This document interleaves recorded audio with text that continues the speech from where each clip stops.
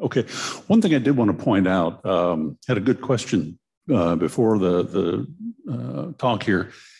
One thing to remember, I'm going to be talking about the technologies. I'm going to be talking a bit about what they do, what the vision is, what features there may be, and so forth. Recognize that that's either a snapshot in time or that's the vision of where they will be at some point in time. And these things are constantly evolving, right? There's standards bodies that are looking at 5G. Most of what you have out there in the market today is based on a release called Release 15 from the standards bodies. To sort of round out what 5G is, we went to Release 16, which was completed last summer. And we're now working on Release 17 and Release 18 and what evolution of this technology needs to look like to reach the vision that we originally had, right? And now we're beginning to look at, believe it or not, 6G. What does that need to be? So just think in terms of an evolving picture. It's not something that's set for the next 10 years. It'll be constantly changing. Okay, next slide, please. So as I started thinking about what I wanted to talk about was, what's the need when we talk about connectivity everywhere for everyone? And try to capture a few of the things here. Anything that can go wireless does go wireless. I mean, we've seen that for the last 20 years, right? Starting with cordless phones and so forth. For convenience sake, everything is moving to wireless connectivity. What that means, of course, is that we're going to have multiple environments, lots of different kinds of requirements, some things that are going to require very high speeds and high throughput, some things that are very low speed, some things that have to have very low latencies, other things that don't care about latency. So we have a lot of different requirements that we're going to try to solve for. And we're going to see, of course, that no one technology meets all our needs, right? So what we need then is a system of systems. And so that now part of the challenge becomes, how do I make that transparent to the user? How do I make it seamless so you really don't care what you're using, right? When you pull your phone out of your pocket, you probably don't care whether you're on cellular or you're on Wi-Fi or you're using Bluetooth. You just want the thing to work. So that's always a challenge. We're also hearing a lot about the digital divide, especially these days with the pandemic, right? And everybody working from home, schooling from home. Having broadband connectivity is very important. So how do we make that happen, and what can wireless technologies bring to that problem? So anytime we talk about new technology, first thing that comes to your mind probably is faster, right? Faster, cheaper, better, whatever that means to you.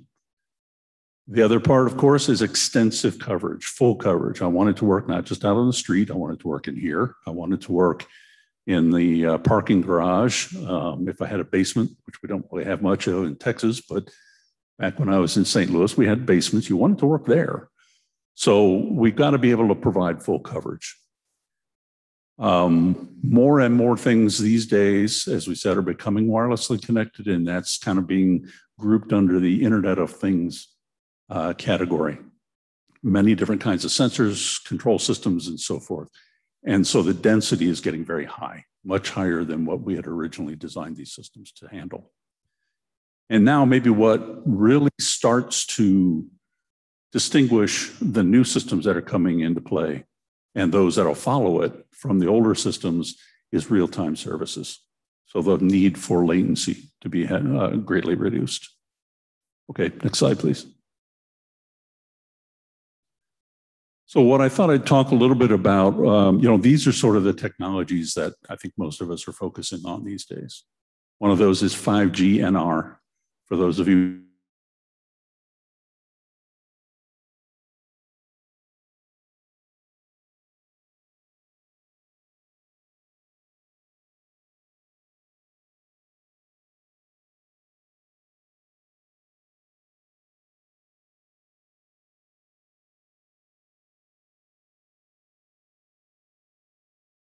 are obviously 5G is one of the key technologies that you're starting to see deployed and holds a lot of promise for these capabilities we're looking for. Another one that's going to be very important to us is Wi-Fi 6. So this is the newest generation of Wi-Fi technology. Both of these technologies are bringing in new frequency regimes, frequencies that we actually never thought we'd be able to use 10 years ago, certainly not in a mobile environment. So we'll talk a little bit about that. And of course, wider fiber availability. Why am I talking about fiber in a wireless talk? Because I've got to connect all of those base stations and they're getting to be higher and higher density. So you need more and more fiber to do that.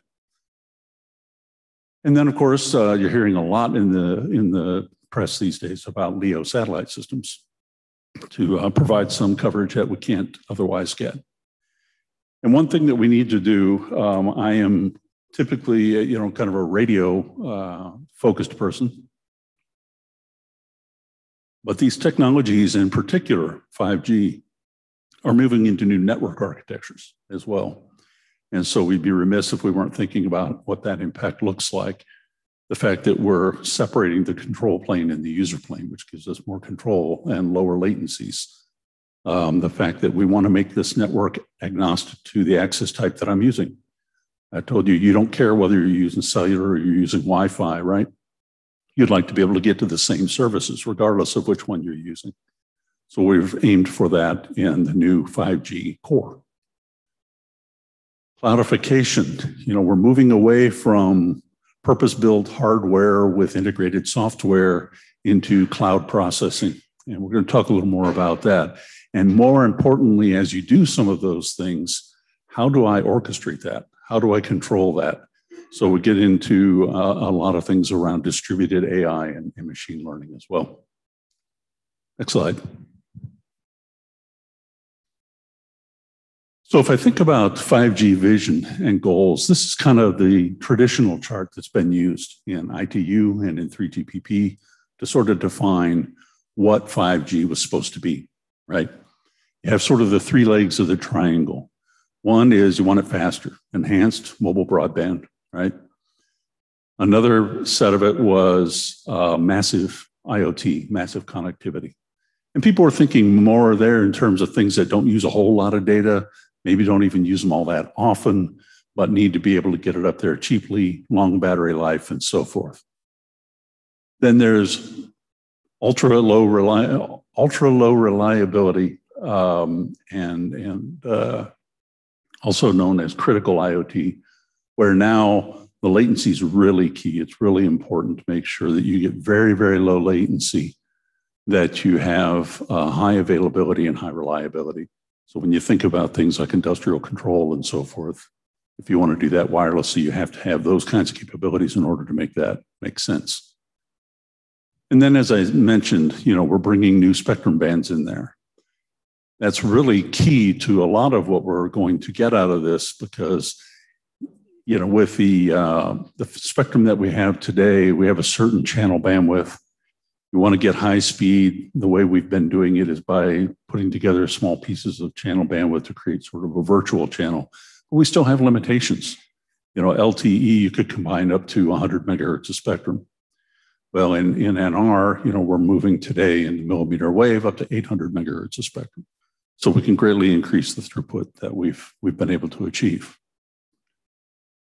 But all of this is going to be very difficult to achieve if we stick with the standard full monolithic hardware software from the same vendor. And every time you want to make a change, you have to go through a long process, testing, regression testing, and so forth on that hardware software combination.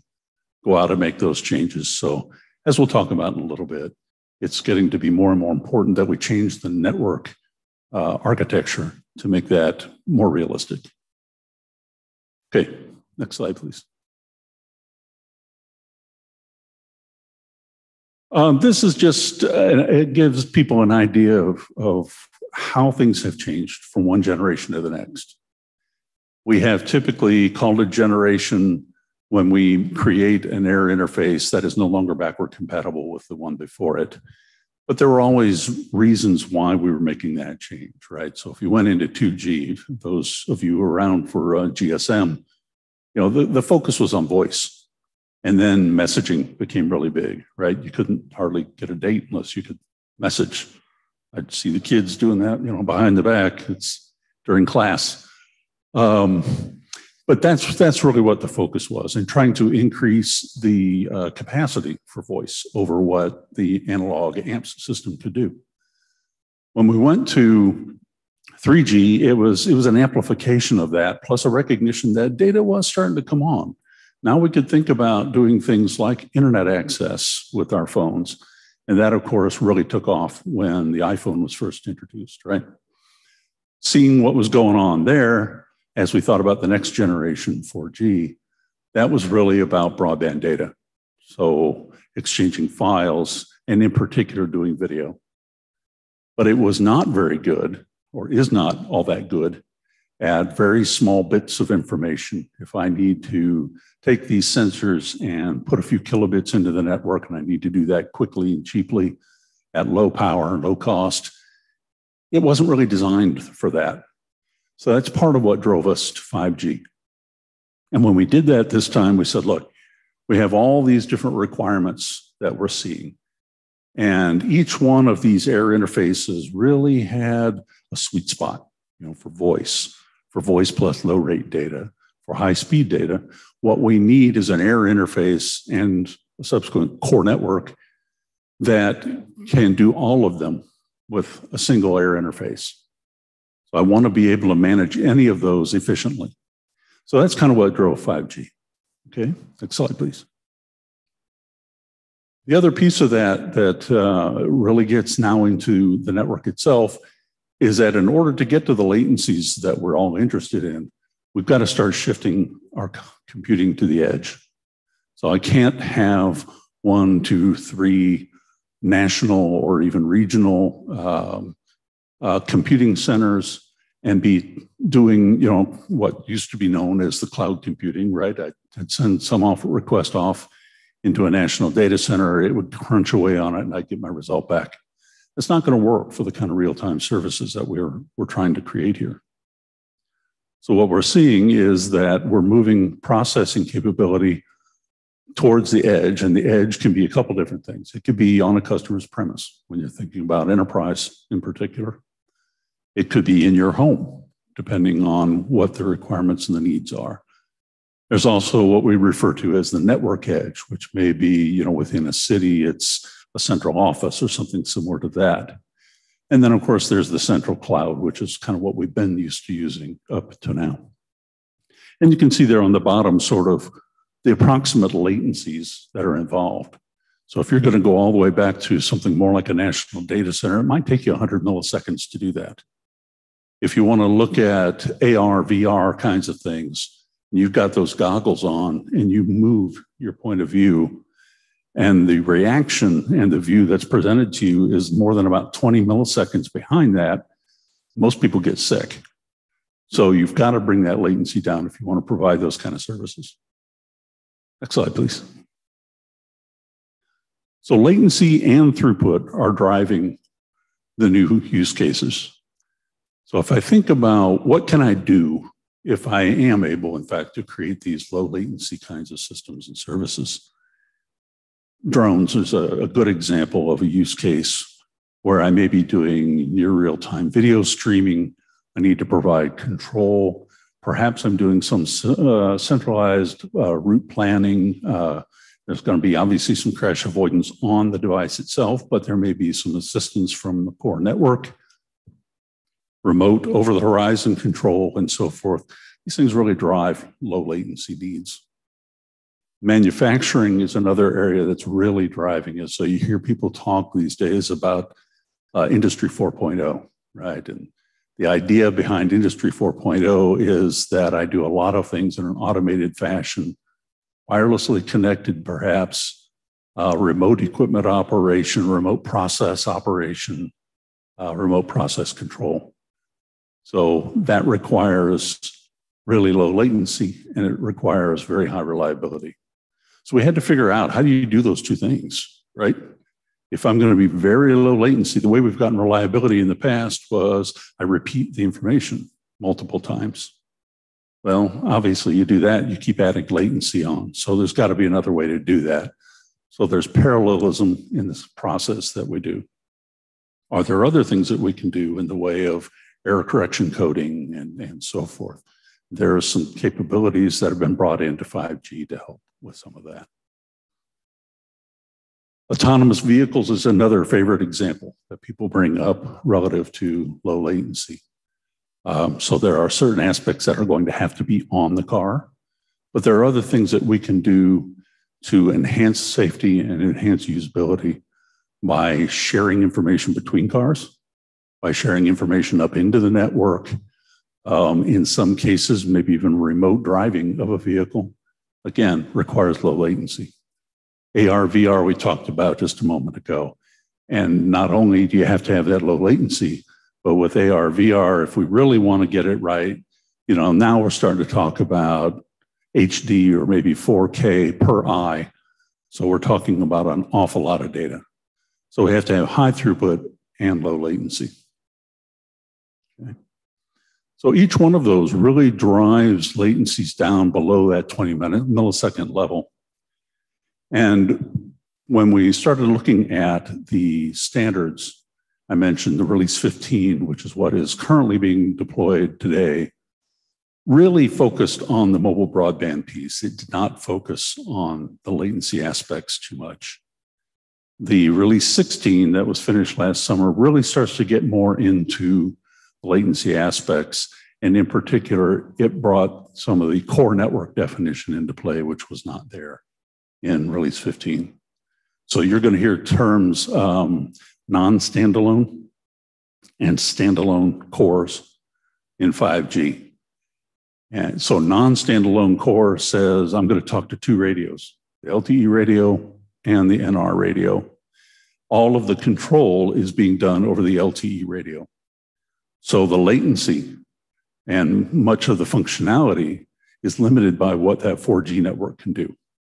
But I am getting higher throughput and some benefit of lower latency perhaps on that NR channel. Standalone says I no longer have to use LTE. I've got enough coverage, I've got enough capability in the system that I can just operate on NR by itself. Now that's where you'll really start to see more of the functionality as it relates to low latency, for instance. Okay, next slide, please. So I thought I'd talk just a little bit about some of the key technical enablers. So what is it that's really changed between LTE and NR? If you look at the physical layer of NR, it looks very much like LTE. There are some changes, but it looks very much like LTE. What's one of the things that is really different is our antenna systems. So now we're going to move up in frequencies. The first deployments that AT&T did, first deployments Verizon did, are in the millimeter wave band. This is 10 times higher in frequency than we've ever used for mobile system before. What that does is the size of an antenna element is inversely related to the frequency. So if I go higher in frequency, I can make those antenna elements smaller, which means in the same size antenna, I can put many more of them. Now, in doing that, I have more control over my system. I can do beamforming, and I can make more narrow beams. I can do higher layers of MIMO, so I can get more throughput. So antenna is a big part of what we're doing in 5G that's somewhat different than it has been in LTE in the past. We also created a new waveform. As I mentioned, it's very much like LTE, but not entirely. So LTE has a subcarrier spacing of 15 kilohertz. That's how wide the resource block for the transmission is, and it takes a certain amount of time now to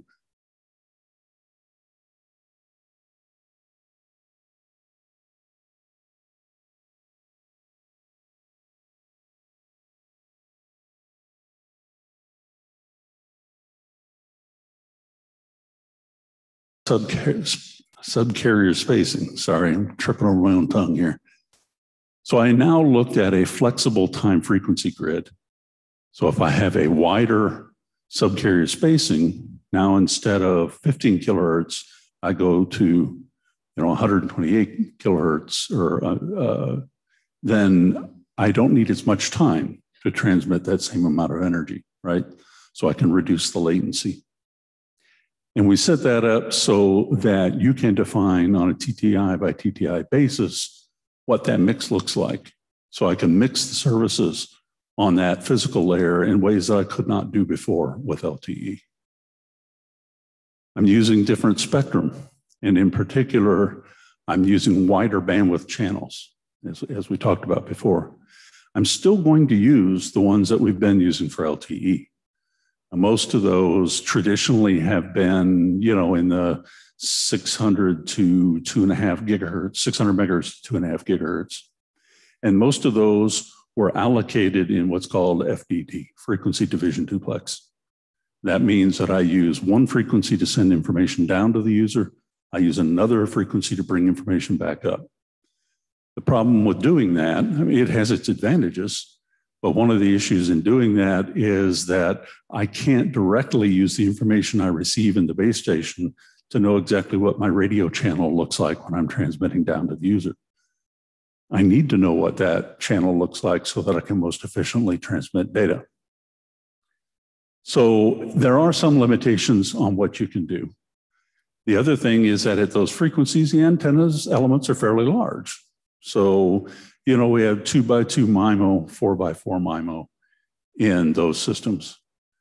We have new spectrum bands that are coming on now. All of you may have paid some attention to the latest auction of what's called the C band, up around 3.5 gigahertz. And now that frequency is getting high enough, number one, that the antenna elements get quite small. And number two, it's unpaired spectrum, meaning we're going to use time division duplex. So we use the same frequency to transmit down as we do to transmit up, and we share that in time. But now when I receive from that user, it's the same channel that I use to transmit down to them. So I can do a better job of channel estimation and a more efficient transmission. So between the wider bandwidth and the use of the higher frequencies, so I have more antenna elements, and then the TDD, which lets me do a better job of understanding what that channel looks like, I can provide you more efficient radio system. As we talked about before, one of the important characteristics of making all this work is that we're going to be relying on software-defined networking and network function virtualization. We're going to separate the software from the hardware. And we'll talk a little bit more about that. That's actually been done in the core network for a while now. We've been doing that for several years at AT&T. The world's really been going that way. What we're doing now is extending that to the radio access network. And we'll talk just a bit about that in a minute. And then I mentioned edge computing, which is going to be very important to make all these low latency services work. Okay, next. So here are a few of the key advancements that have happened now since that first set of equipment went into the market, okay? And we're just now getting to the point where Release 16 equipment is ready. And this really hasn't fully gotten to that virtualization that I talked about. We're still not quite there yet, but probably the next revision will. But we've done some new things like IAB, integrated access and backhaul. If I put millimeter wave systems out there, for instance, the propagation range is pretty short relative to what we've been able to do in the past. It may be 150, 250 meters. So I'm going to have to really densify that network. And I'm going to be placing them probably on street furniture, lights, light poles, and so forth. And it's not necessarily the case that I've got fiber to those locations. So while I will have places where I need to put the radios, I will have places I want to put the radios where I don't have fiber. So this capability takes advantage of the antennas we talked about, and it takes advantage of some of the radio capability and TDD aspects to use the same antenna and the same radio to not only talk to the user's device, but also to backhaul the traffic from all the users to another access point or base station. So it has sort of built-in backhaul. So that's an important advantage when you want to start expanding the coverage of millimeter wave, but you don't have fiber everywhere you need it. We're also bringing 5G into the unlicensed spectrum band, just as we did with LTE. So you'll have a choice whether you want to do something like Wi-Fi or you actually want to use NR in the unlicensed band. Release 16 really paid a lot more attention now to the ultra-reliable low latency communication. Not sure it's all there yet, okay? I think it's going to be release 17 before we can say, hey, we've got a pretty good handle on that. But it really put a lot of hooks in place that were needed. The other thing that it really started to put in place was side link. And this is the ability to communicate between two different devices. So if you think about some public safety applications where maybe the network is down in a given area, public safety folks have their handsets that can talk handset to handset. I may want to share data between cars running down the highway to do efficient platooning so I can transmit information between cars. So that's all part of side link operation. And then massive IoT. Now today, massive IoT is really going to be a matter of taking what had been defined in LTE. So those of you who are looked into this, there's LTE-M and there's a narrowband IoT. These are both available today in LTE. What we've done here is make those also integrate with the 5G core. So moving forward, we'll be looking at ways to continue to evolve that and do better IoT services, but that's what this is going to be for some time now. And then it was release 16 that really got us to the access agnostic core. And so all of the operators now are looking at, all right, how do we transition from this non-standalone core where I have to use LTE as part of the solution to any given 5G handset and move it to a pure 5G solution. Next slide. Okay. I don't know if we have to do multiple next slides. Hey, there you go. Okay. Sorry about that. I didn't know that was a build. So now looking forward to release 17, how do I want to evolve things beyond what you saw there in release 16? Well, for one thing, we thought about IAB and said, you know what?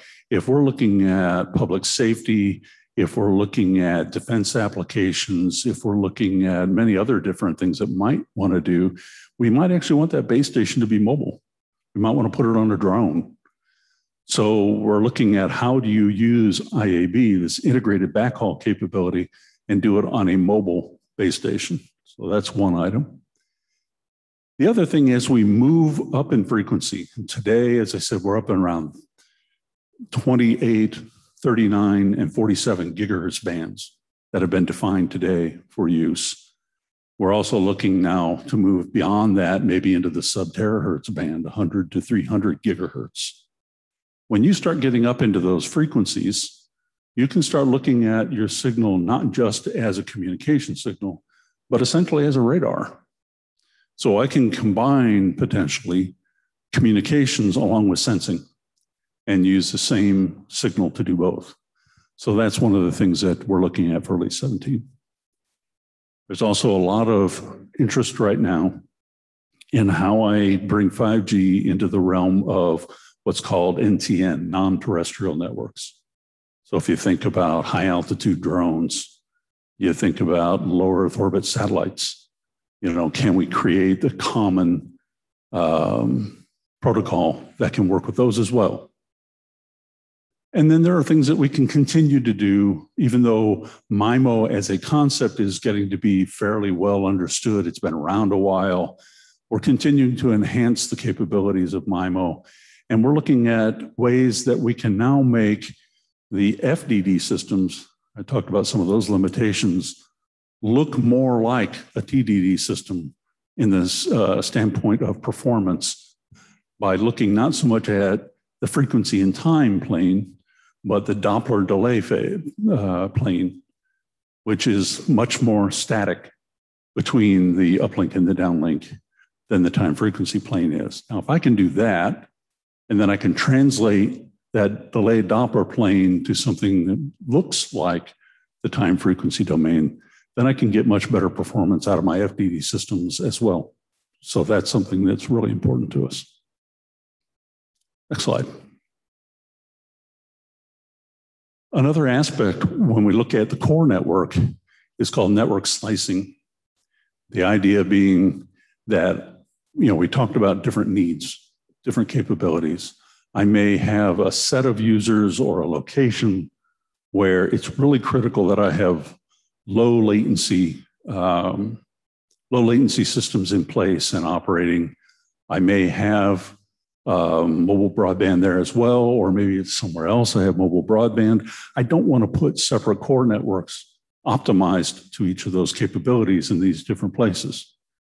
So what's been devised is called network slicing. It uses the same core infrastructure and capability and optimizes it virtually for the need. So I may have computing that's out near the edge and regional and national. And in one case, I'm really focused on putting the software and the heavy computing there at the edge for low latency. For some of the other things, messaging and whatnot, I may not put any processing there or may not use any of that processing, and I bring it back all the way to a national level, if that makes no sense. But I get to use the same resources to do that based on software definition.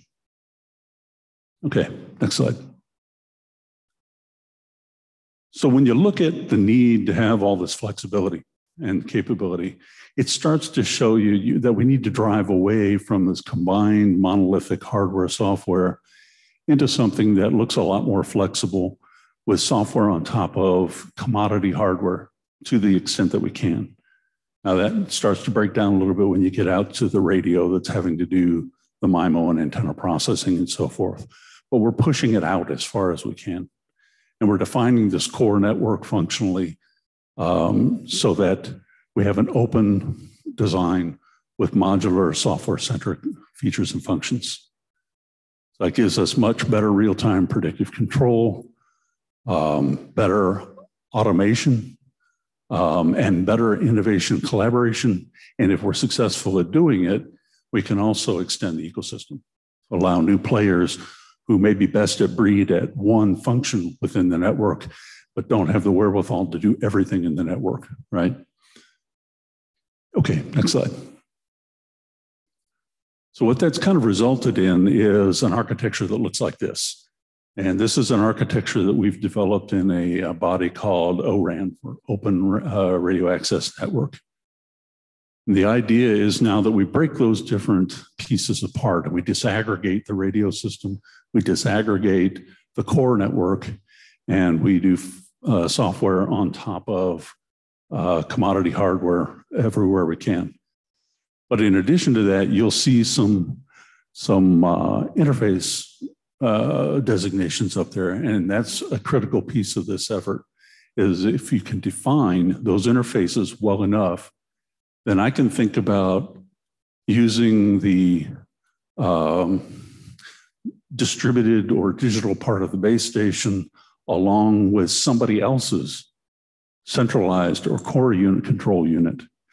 I can add in things like radio interface controller that maybe can take data from the system that I would have never been able to get to, never been able to use, and make better decisions, because now I can see multiple base stations and I see what their environment looks like. I see what's going on in the channel. And now I can decide, all right, I need to shift some of my users over to a different base station, for instance, or I need to change modulation techniques. And you see that represented in the orange box called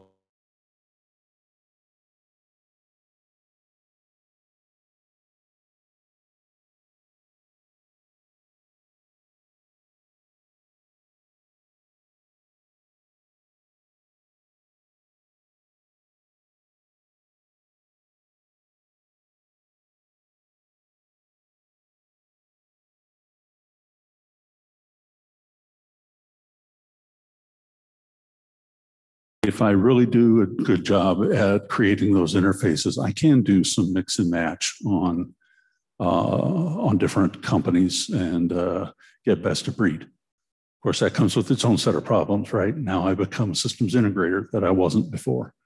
So you got your trade-offs, but that's the architecture that we're moving to. Okay, next slide. So that was kind of a 50,000 foot flyby of 5G NR.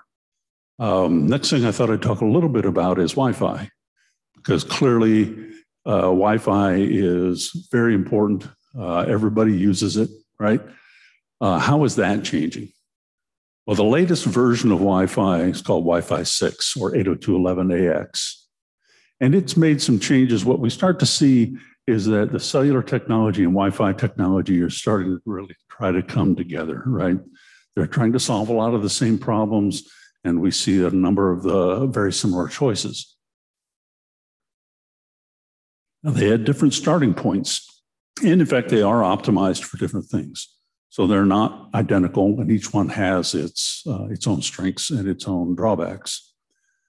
But Wi-Fi 6E is looking to provide higher data rates, as you would expect for most new definitions, improved capacity, particularly in congested environments. So those of you who have played around with Wi-Fi in an environment where your kids are on there doing their gaming, somebody's in the other room watching TV, you're trying to work and you're streaming video and so on and so forth. As the loading on Wi-Fi comes up, the performance really starts to drop. So one of the things that we tried to solve in Wi-Fi 6E is to minimize that, to try to keep it from dropping so badly. And so there were a number of things done that would help in those congested environments. The other thing kind of illustrated on the right there is that we went from OFDM, orthogonal frequency division multiplexing, where you see sort of the left colorful graph there. In any given time, I take the entire channel and I serve one user. And then in the next time slot, I would serve another user. In the next time slot, I would serve another. And they've moved to something that looks more like cellular in that they're using OFDMA, meaning that I can now serve multiple customers in each time slot by giving them a different part of the frequency band. So that does a number of things. It helps us improve the efficiency of the system. And depending on how I do that scheduling, it lets me start to address some of the latency issues and some of the deterministic kinds of behaviors that I want to see out of these systems. So I get more determinism, I get better latency, and I get a little bit better reliability and less jitter in my communications. Another thing that they addressed was improved range and power efficiency for IoT. So a lot of what you have maybe in your home is Wi-Fi connected, right? So you can think of those certainly as IoT kinds of devices. But coverage on Wi-Fi, depends on your home, depends on construction, where you have your access point, what materials are in your home, and so forth. The coverage may not be all that great. So trying to improve the range in particular for low data rate, small packets. Also improve security. I mean, security is an ongoing fight in every protocol, right? So now they're at WPA3. So it's a new security protocol. And one thing that's really become important is that a new frequency band has been allocated for unlicensed use. And we'll talk a little bit more about that in a moment, but now it provides an additional 1,200 megahertz of spectrum that can be used for Wi-Fi. And it's in a new band, which means there are no legacy devices in that band. With all of the backward compatibility of Wi-Fi, anytime you bring the new technology into your home, if you still got old technology devices that are having a lot of communication, you're really not going to see a great deal of improvement. Well, now in this new band, I don't have any of those old legacy devices anymore. So you really start to see some of the improvements that were designed here. And it gives me much wider channels than I had before, so I can get much better throughput. And the goal is to see about a 4 times increase in capacity in dense environments as compared to Wi-Fi 5, the previous version. Next slide. So this is the new band that has been allocated for use in the US. We're also seeing it internationally being defined for unlicensed use. I caution people not to say Wi-Fi use or Wi-Fi bands because it's unlicensed, meaning I can put any kind of unlicensed protocol in there that I want to. LTE has an unlicensed protocol, NR has an unlicensed protocol, Bluetooth, Zigbee. There are all kinds of different unlicensed systems, but they're sharing unlicensed. And clearly Wi-Fi is the predominant one, right? But that spectrum currently is used by point-to-point microwave systems. So AT&T is a big user, Verizon is a big user, public safety, electric utilities, a lot of different companies use these point-to-point systems in in applications that require great reliability to make sure the electric grid doesn't go down, that public safety messaging gets through, and so forth. So while the FCC rules permit unlicensed use in this band, we have to address that coexistence. So the way they've attempted to do that is they've defined different power classes. One they call a standard class or standard AP, which is the same power level that you have today for your Wi-Fi access points. If you're going to operate at that power level, then you have to communicate with and be controlled by something called automatic frequency control. And basically, you have to tell the system where you are. It looks at the point-to-point systems in place. It does some analysis and says, okay, you can use this channel and that channel and that channel. Don't use any of the others in order to protect the point-to-point systems in place. However, they've also defined something called low power indoor. And they reduce the amount of power that can be transmitted. And they have restricted that to indoor use. See a lot of people violating that one, but the indoor use. And it does not require automatic frequency control. So right now, there's a lot of work going on in the industry as to, all right, how is that really going to work? Are we going to see a lot of interference with point-to-point systems? What does that mean? So there's still a lot of work going on there, as well as work going on in defining what an APC is and how it works. But again, 1,200 megahertz of spectrum is really valuable here and is going to make for tremendous performance gains. Okay, let's go to the next slide. So I get the question all the time, 5G or Wi-Fi? The answer is yes. Right? I don't see them as one or the other. They are complementary technologies. They each have kind of their own strengths and weaknesses. I think when I look at this, you see a number of overlaps in use case and applications, and where you see some of the differences is in the environment in which they're going to operate, and with some of the deterministic behavior that is required, as well as mobility.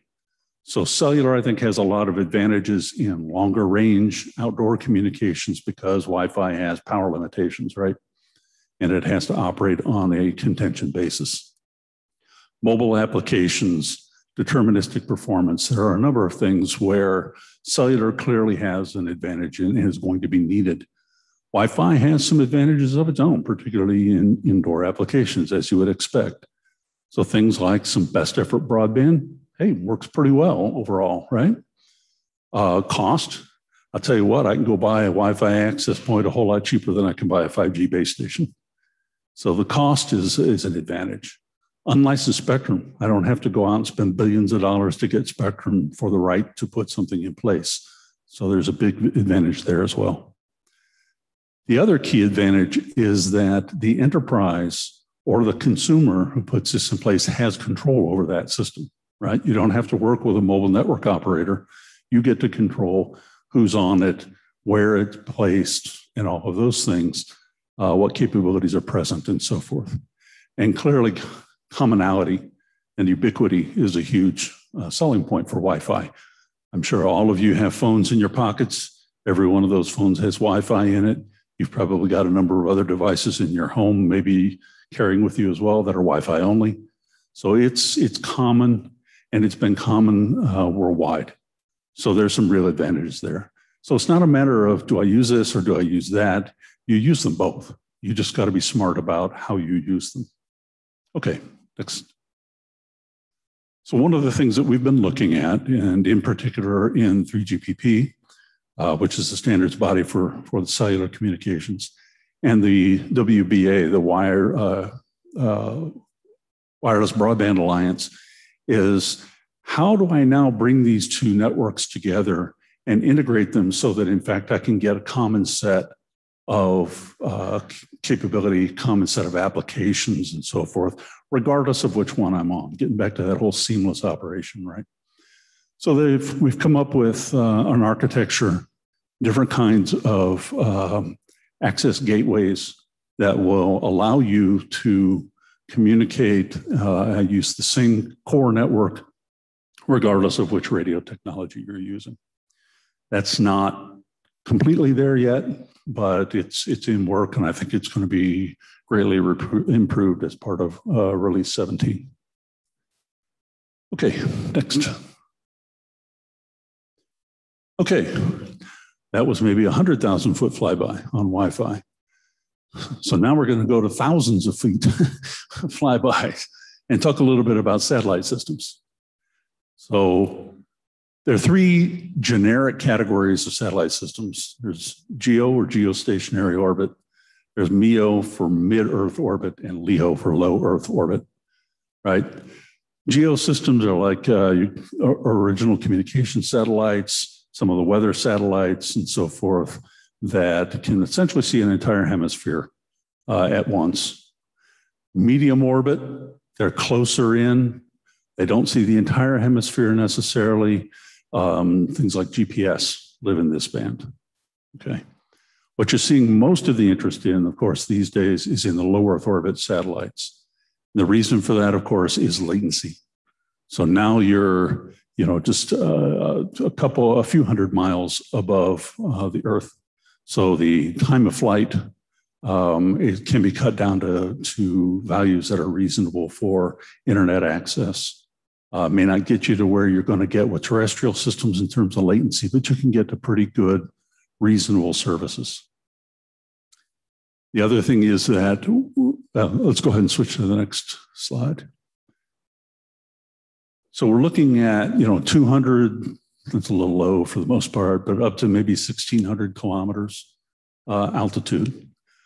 As mentioned, low latency. And now these have advanced antennas that do beamforming, so they can put spot beams on the ground. So you're not looking at an entire country or hemisphere, you're looking at much smaller areas. That allows you to reuse the frequency like we do in cellular systems, right? And therefore get much better capacity, much better throughput.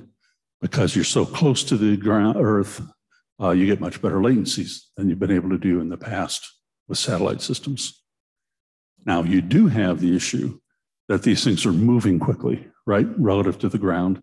Geostationary, it's up there. I want to get my DirecTV. I point my antenna at it. I get it the best spot, and I just leave it alone. It never changes. Well, these are going across the sky, and anywhere from, depending on the size of the spot beams and where they are in their orbit, it could be 5 minutes, it could be 15 minutes to go all the way across the sky. So now if I'm going to have a user terminal on the ground to get high throughput and to follow those, I have to do either an electronically scanned array or mechanical tracking. So I've got to track that satellite, and I have to have reasonably high gain in order to get the performance that I'm looking for. So, but I mean, you're seeing that being aimed at consumer internet, cell site backhaul, emergency communications, even remote office kinds of applications. If you would go ahead and switch to the next one. You've heard probably about most of these different examples. So Starlink,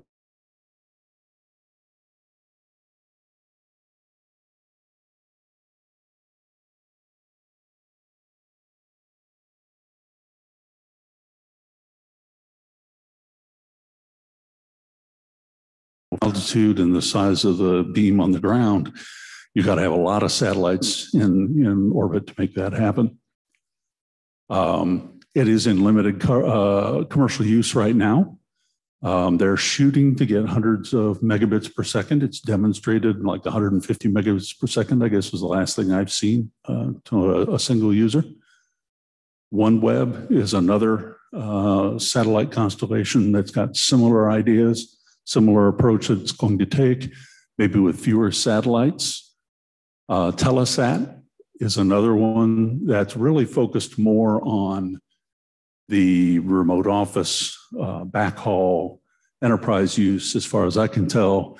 And again, fewer satellites again, so that it's got a wider beam, so it's going to have less capacity. And then Amazon is also planning a low Earth orbit system called Kuiper. Again, we're looking at over 3,000 satellites. They want to be able to provide hundreds of megabits per second to the user. So these are some of the constellations that are going up. Can they all be successful? We'll see.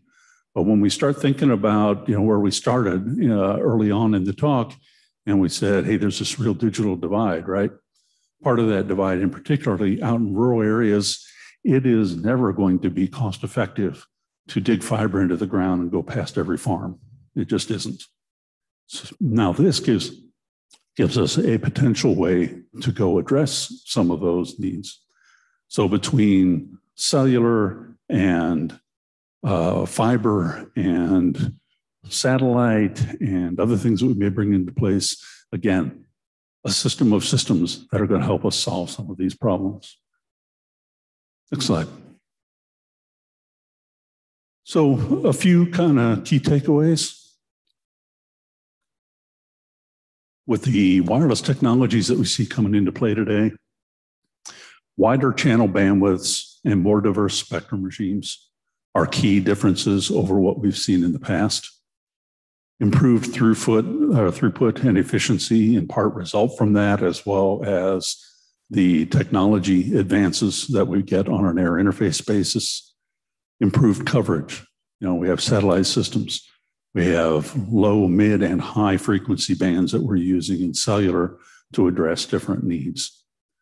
Improved latency and more deterministic behavior to start getting to real-time services that we really have never been able to do before on wireless systems. So wider access to broadband systems. This is really going to enable things like smart city, industry 4.0, all of the different real-time services, but there's no silver bullet. So when people get into sort of the religious wars around this technology is better than this technology, you aren't going to solve your problems with a single technology. It's going to be a combination of technologies that you need to bring to bear to solve the overall set of problems. Multiple technologies, multiple networks. So we continue to evolve wireless networks. We see that we go to a new generation about every 10 years. So believe it or not, we're starting to work on what is 6G, looking at sort of that initial view I gave you as to what 5G is. We're looking at the releases we've had up to now and where we see it going and say, hey, are we meeting all of those things? Are there gaps in what we'll be able to achieve based on the technology choices that have been made and based on the compromises that have been made? Are there other capabilities we want that just simply cannot be done with 5G? We want to do some kind of sensing with the system. Are we going to need to go into new frequency bands, such as the sub-terahertz frequencies, where the OFDMA structure of the signal that we have today may not be optimal? So we're looking at all of those things to try to understand what that next generation is going to look like. Stay tuned. We'll probably get some better feel for what that might look like in about 5 or 6 years, but we're very early in the game right now. And you go to the next slide. I think that was it. Okay, happy to take questions.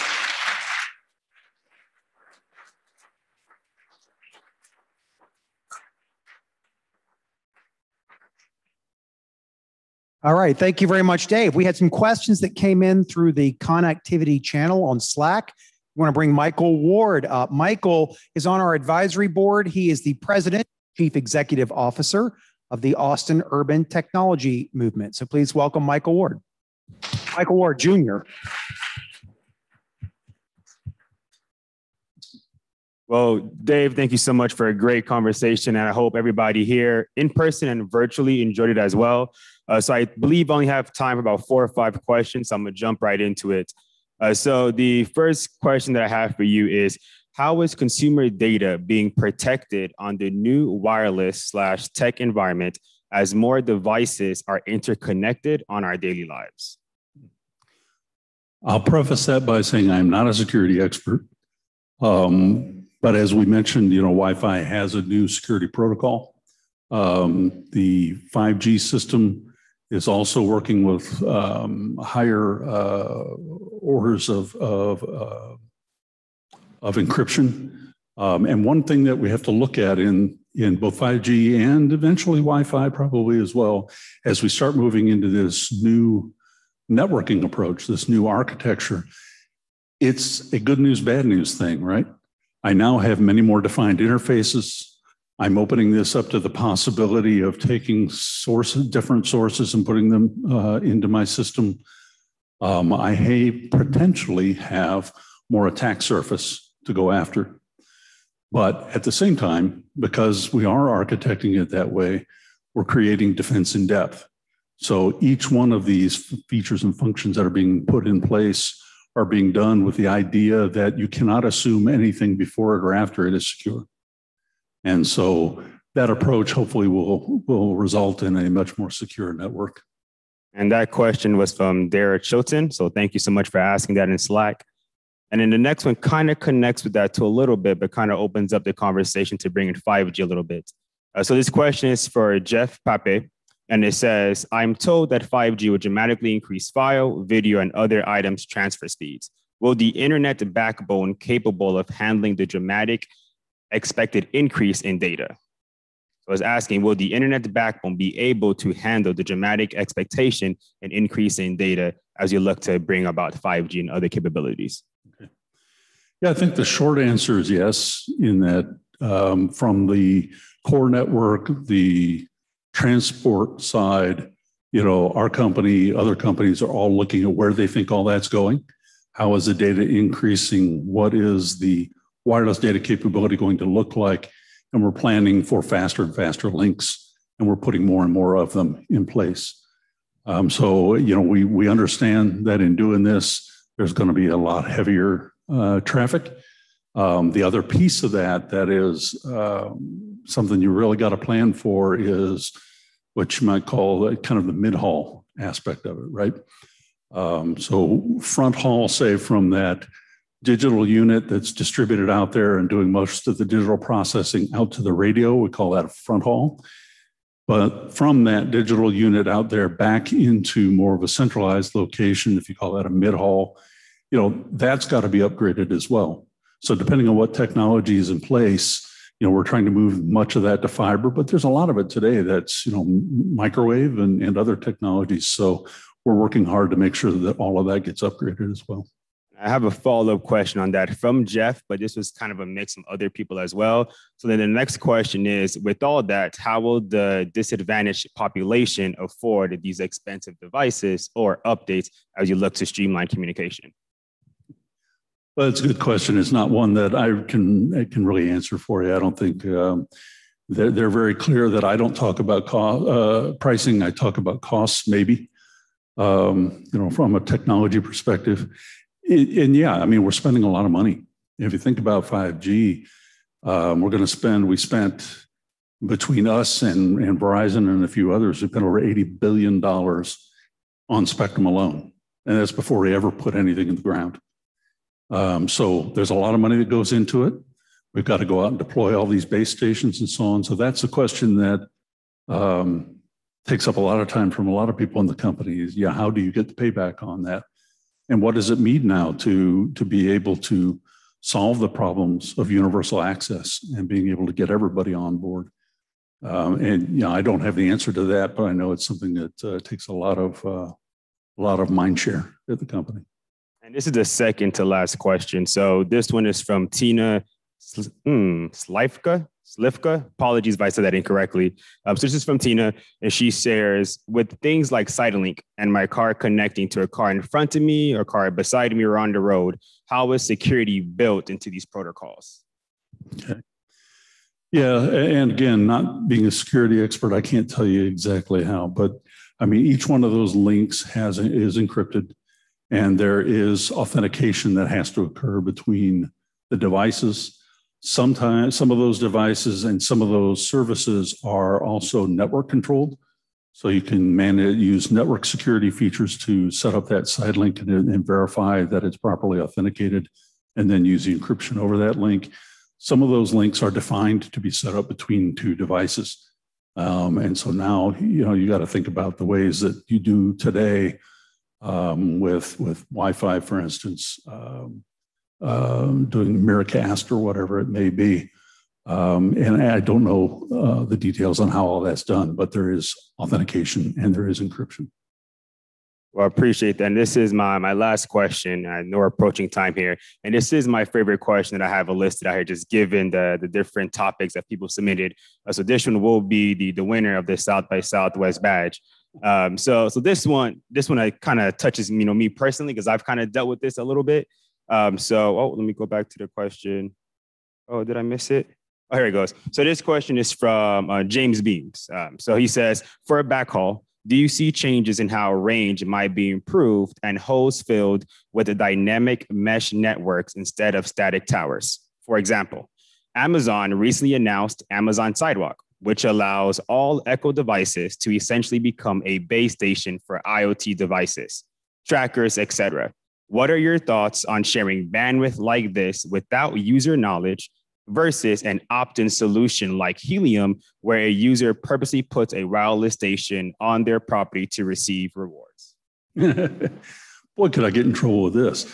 So the lawyers in the company would slap me silly if I didn't say, I'm not going to talk about the company policy at all. I mean, from my own personal viewpoint, okay. Exactly. I'm a little leery of things that share my system without my okay, or that share things without me understanding how they're set up, secured, authenticated, and so forth. Mesh networks exist. There's always been trade-offs between capacity, coverage, control, management, and so forth that you have to look at when you look at something like that versus more of a hub and spoke kind of managed system. So they've all got their trade-offs. Personal view, I'm not real comfortable with somebody sharing my system when I don't know anything about it, or sharing my backhaul, my throughput that I may need for something. So just a personal perspective. Well, I'll just share on that note is that as I see different devices, when we try to have things integrate, right, that's a good thing. But then also on the back end, what does that integration look like? And do the user actually know what that integration looks like? And that's where the question comes about privacy and data consents. Yeah, right. Okay. Well, Dave, I appreciate you so much, sir. And thank you so much once again for coming out. Good. Thank you all.